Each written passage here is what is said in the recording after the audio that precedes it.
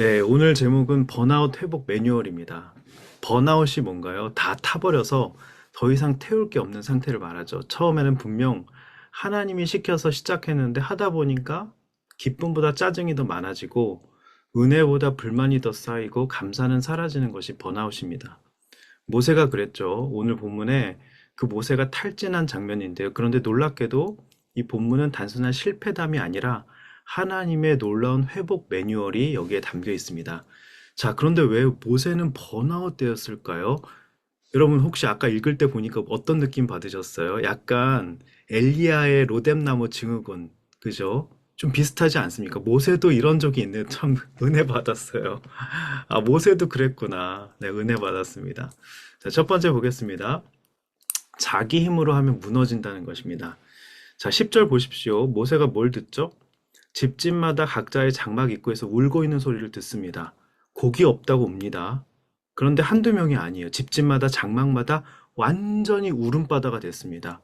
항상 원망과 불평은 전염이 됩니다. 가장 한 사람이 가정에서 원망하고 불평하고 특별히 아내가 집에서 그러면요 집안 분위기 초토화 됩니다. 여러분의 가정이 혹시 원망과 불평의 소리로 가득 차진 않았습니까? 자, 그 모습을 보신 하나님이 몹시 진노하셨습니다. 모세도 언짢았다라고 기록하고 있죠. 자, 이게 무슨 뜻일까요? 내가 이 정도 기분 나쁜 건 당연하지 않나? 모세는 자신의 언짢음을 정당하다고 여깁니다. 맞습니다. 번아웃에는 늘 이유가 있어요. 그리고 그 이유는 대부분 정당하게 들립니다. 아, 내가 언짢은 거 당연하지. 그죠? 자, 그리고 11절부터는요, 모세가 하나님께 쏟아내는 말들 한번 보세요. 자, 11절 보십시오. 왜 저를 괴롭히십니까? 그죠? 왜 저에게 은총을 주지 않으십니까? 12절. 이 백성을 제가 낳았습니까? 제가 유모입니까? 13절. 고기는 어디서 줍니까? 14절. 자, 저 혼자는 못 해먹겠습니다. 저에겐 너무 벅찹니다. 15절. 차라리 지금 죽여주십시오. 자, 여기서 반복되는 주어가 보이시죠? 저에게, 제가, 저를, 제게는, 제게, 저를.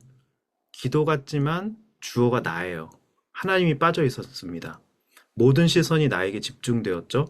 번아웃의 전형적인 징후들이 다 들어가 있습니다. 항상 내가 중요한 거예요. 기도 같지만 하나님 앞에 I, my, me, mine. 내가 중요한 거죠. 자, 그런데 왜 모세가 번아웃이 된 걸까요? 그 훌륭한 모세가. 하나님의 일이지만 하나님의 방식이 아니라 자기 힘으로 하려 했기 때문입니다. 모세는 처음 부르심 받을 때는 이렇게 말했었죠. 기억나시죠? 저는 못합니다. 저는 그럴 만한 자격이 못 됩니다. 하나님의 도우심만 붙들었던 사람이었어요. 그런데 지금은 내가 이 백성을 품고 내가 먹이고 내가 책임져야 합니까? 이러고 있죠. 언제부턴가 하나님의 자리를 자신이 대신합니다. 혼자 짐을 다 지고 있는 것처럼 행동하죠. 여러분, 번아웃은 사명이 너무 커서 오는 게 아닙니다. 그 사명을 혼자 지려 할 때 오는 것입니다. 첫 번째 적용 질문 드릴게요. 자, 사역 관계에서 번아웃이 왔던 순간은 언제였는지 한번 여러분 나눠보시기 바랍니다.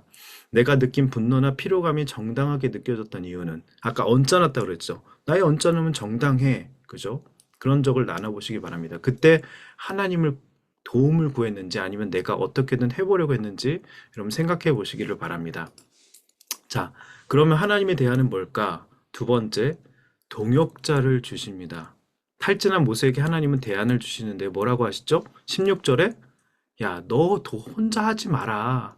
장로들 70명 데리고 와라. 그렇게 말씀하시죠. 이게 무슨 뜻입니까? 혼자 하지 말고 같이 해라는 뜻이죠. 자, 근데 모세는 지금껏 자신만이 주의 종이라고 생각했습니다. 그런데 하나님은 말씀하시죠. 내 종은 너만이 아니다라는 뜻입니다. 하나님의 첫 번째 처방, 솔루션이 무엇이었습니까? 사역 방식의 구조 조정이었습니다. 여러분, 사명이 무거운 게 아니죠. 혼자 하려는 마음이 무거운 것이라고 말씀드렸습니다.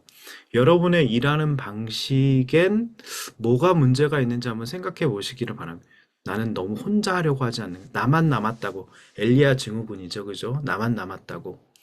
자, 그리고 17절 보시면 뭐라고 말씀하고 있습니까? 단순히 일만 나누는 게 아니라 성령도 나눠주시네. 여호와의 영도 나눠주시네요. 나만 성령 충만한 게 아닙니다. 저 사람도 성령 충만한 거예요. 그죠? 내가 너에게 준 영을 그들에게도 나눠줄 것이라고 했습니다. 여기서 우리는 굉장히 중요한 원리를 발견할 수 있어요. 하나님은 동역자를 통해서 번아웃을 막으십니다. 동역자를 통해서 번아웃을 막으십니다. 자, 두 번째 적용 질문 드리겠습니다. 요즘 어떤 일에서 혼자 감당하고 있다는 느낌이 강하게 드시는지, 하나님이 여러분 곁에 붙여주신 동역자는 누구인지, 마음을 진심으로 그 사람도 영을 부어주신 사람 아닙니까? 그래서 마음을 나누고 있는지, 그저 일만 함께 하고 있진 않은지, 여러분의 일하는 방식에 문제는 없는지 한번 돌아보시기를 바랍니다. 자, 세 번째예요. 진짜 문제는 고기가 아니었습니다. 이스라엘 백성들의 문제는 고기가 아니었어요. 진짜 문제는. 자, 이제 하나님이 고기 얘기를 하시죠. 모세에게 말씀하십니다. 18절에 백성들한테 말해라. 고기 줄 거다. 내일 먹게 될 거다. 여기까지는 괜찮습니다. 그런데 이어지는 말씀을 보세요. 19절, 20절 보시기 바랍니다. 하루나 이틀이 아니라 닷새도 열흘도 20날도 아니고 한 달 내내 먹게 될 거다. 고기 냄새가 코에 넘쳐서 역겨워질 때까지 먹게 될 것이다. 자, 하나님이 고기를 안 주신 게 아니라 물릴 만큼, 역겨울 만큼 한 달 내내 주신다는 것입니다. 여러분, 이게 축복일까요? 저주일까요? 여러분, 우리가 돈 하면, 그죠? 여러분, 우리가 성공하면 성공 주신대요. 물릴 정도로, 역겨울 정도로. 이거는 저는 축복이 아니라고 생각이 됩니다. 저는 그렇게 묵상을 했습니다. 왜냐하면 왜 이렇게까지 주님이 하실까요? 하나님이 하실까요? 하나님은 그 이유를 이렇게 설명하시죠. 20절에 나와 있죠. 20절 다시 보시기 바랍니다. 이는 너희가 너희 가운데 있는 여호와를 거부하고 그 앞에서 울면서 왜 우리가 이집트에서 나왔을까라고 했기 때문이죠. 이게 무슨 뜻입니까? 말은 고기지만 속마음은 애굽으로 돌아가고 싶었다는 겁니다. 아, 구원 좋고요. 순장 좋고요. 교회 다 좋은데요. 저 예전에 더 편했어요. 좀 번아웃 왔어요. 이게 뭐 교회 다니면서 더 힘들어졌어요. 지금 다 짜증나고요. 예전 술 마시던 때, 예전에 놀던 때가 훨씬 더 좋습니다. 그리워한 거예요. 즉 이들은 고기를 구한 게 아니라 여호와를 떠나 과거에 풍족했던 이전 삶으로 애굽에서 삶으로 돌아가고 싶었던 것. 그게 진짜 문제였다는 것이죠. 그래서 하나님 고기를 주시되 징계의 방식으로 주신 것입니다. 고기가 축복이 아니라 징계였던 것이죠. 자, 세 번째 적용 질문 드리겠습니다. 최근에 이것만 있으면 괜찮을 텐데 라고 생각했던 것이 있나요? 그것이 징계일 수도 있음에 경각심을 가지고 있는지 한번 생각해 보시기를 바랍니다. 자, 마지막 보겠습니다. 하나님은 손이 짧지 않으십니다. 손이 짧지 않으시는 하나님이시죠. 자, 그런데 하나님은 고기 주겠다고 하시자 모세가 지금 번아웃된 지금 상태예요, 지금. 지금 모세와 계속 주거니 받거니 하나님이 얘기하고 있는 상태에서 고기는 이렇게 줄 거다. 역겨울 정도로 줄 거다 하고 나서 고기 주겠다고 하시자 모세가 어떻게 반응합니까? 21절에 여기 걷는 자만 60만인데요. 약간 빌립 같죠? 그죠? 오병이어의 빌립, 그죠? 셈이 빠른. 자, 그러니까 구약과 신약은 다 통해요, 여러분. 그죠? 여기 모세를 보면 엘리야와 모습과도 통합니다. 다 똑같습니다. 자, 22절에 보면 양떼를 다 잡아도, 소떼를 다 잡아도, 바다의 물고기를 다 긁어 모아도 그게 가능하겠습니까? 모세가 이렇게 얘기하죠. 이건 현실적으로 내가 계산해 봐도 불가능합니다. 어떻게요? 무슨 방법으로요? 지금 모세가 그런 것이죠. 자, 번아웃에 빠진 모세가 어떻습니까? 하나님의 능력보다 자기 계산을 더 믿습니다. 그때 하나님이 한마디 하시죠. 23절에 여호와의 손이 짧으냐? 그리고 하나님이 선언하십니다. 23절에 내가 말한 대로 되는지 안 되는지 내가 보게 될 것이다. 여기서 우린 번아웃을 극복할 수 있는 하나님의 놀라운 손길을 발견할 수 있습니다. 아, 내 손이 아니라 주님의 손이 일하실 수 있도록 내어드리는 것, 믿는 것, 그게 번아웃에서 회복되는 길인 것이죠. 주님이 말씀하신 대로 되는지 보는 것, 그 약속을 믿는 것, 그게 번아웃을 극복하는 길인 줄 믿습니다.